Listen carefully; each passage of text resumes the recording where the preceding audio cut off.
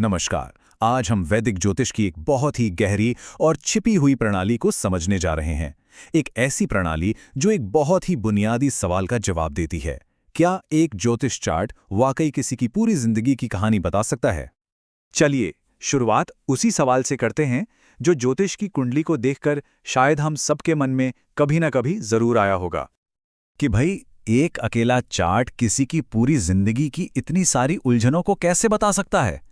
सोचिए, करियर है, रिश्ते हैं, परिवार, जीवन के इतने सारे अलग अलग पहलू, और इन सब के लिए सिर्फ एक नक्शा। ये थोड़ा मुश्किल लगता है ना? और देखिए, दिलचस्प बात यह है कि ये सवाल सिर्फ हमारे मन में नहीं है। प्राचीन ज्योतिषियों ने भी खुद से यही सवाल पूछा था, और इसी एक सवाल ने उन्हें एक कहीं ज्यादा गहरी और सोफिस्टिकेटेड प्रणाली बनाने के लिए प्रेरित किया।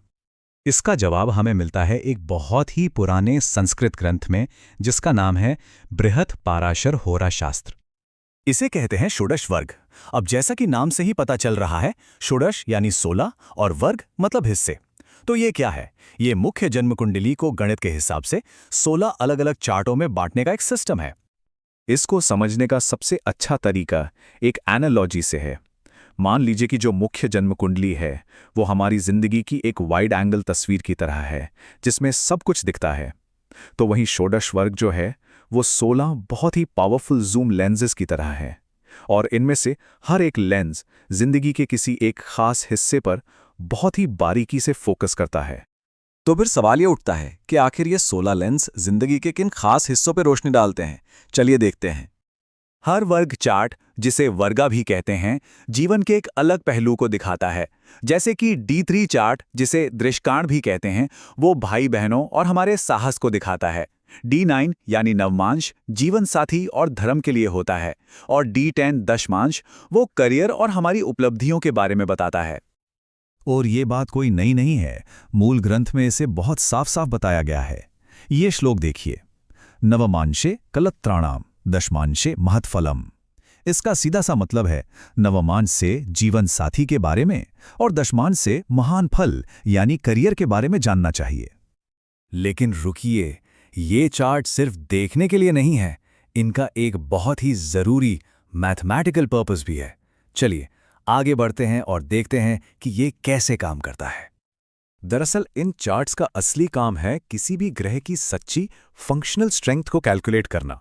मतलब इन सभी सोलर डिविजन्स में ग्रह की स्थिति को देखकर ही पता चलता है कि वो असल में कितना असरदार है। इस पूरी प्रणाली को एक नाम दिया गया है विंशोपक बल।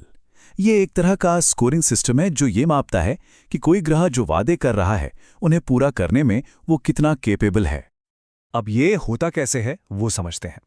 ये प्रक्रिया ना पूरी तरह से सिस्टमैटिक है। सबसे पहले हर एक डिविजनल चार्ट में ग्रह की पोजीशन को चेक किया जाता है। अच्छा, अगर ग्रह की प्लेसमेंट अच्छी है, मतलब मान लीजिए वो अपनी ही राशि में बैठा है, तो उसे पॉइंट्स मिलते हैं। फिर हर चार्ट से मिले पॉइंट्स को जोड़ा जाता है और आखिर में 20 में से एक फाइनल स्ट्रेंथ स्कोर तैयार होता है। यही फाइनल स्कोर है जो बताता है कि कोई ग्रह सच में बहुत मजबूत है और शानदार नतीजे दे सकता है, या फिर उसकी ताकत सिर्फ दिखावा है। जैसे 15 से 20 का स्कोर उत्कृष्ट या एक्सीलेंट माना जाता है, जबकि 5 से कम का स्कोर कमजोर। तो चलिए अब इन सब बातों को जोड़कर देखते हैं कि ये प्राचीन प्रणाली हमें ज्योतिष की छिपी हुई गहराइयों के बारे में क्या बताती है। षोडश वर्ग प्रणाली हमें दिखाती है कि जो हमें एक साधारण सा चार्ट दिखाई देता है, वो असल में तो डिटेल्ड एनालिसिस की 16 परतों का एक दरवाजा है। और ये ज्योतिष को सिर्फ भविष्यवाणियां करने वाले एक टूल से कहीं ज्यादा बना देता है। ये इसे एक ऐसा गहरा ढांचा बनाता है जिससे किसी भी इंसान की जिंदगी के सफर की बारीकियां और जटिलताएं समझी जा सकती हैं। और ये हमें एक आखिरी सवाल के साथ छोड़ जाता है कि हमारे प्राचीन ज्ञान में ऐसी और कितनी प्रणालियां होंगी जिनमें इस तरह की छिपी हुई जटिलताएं मौजूद हैं, और बस इस इंतजार में हैं कि उन्हें फिर से खोजा जाए।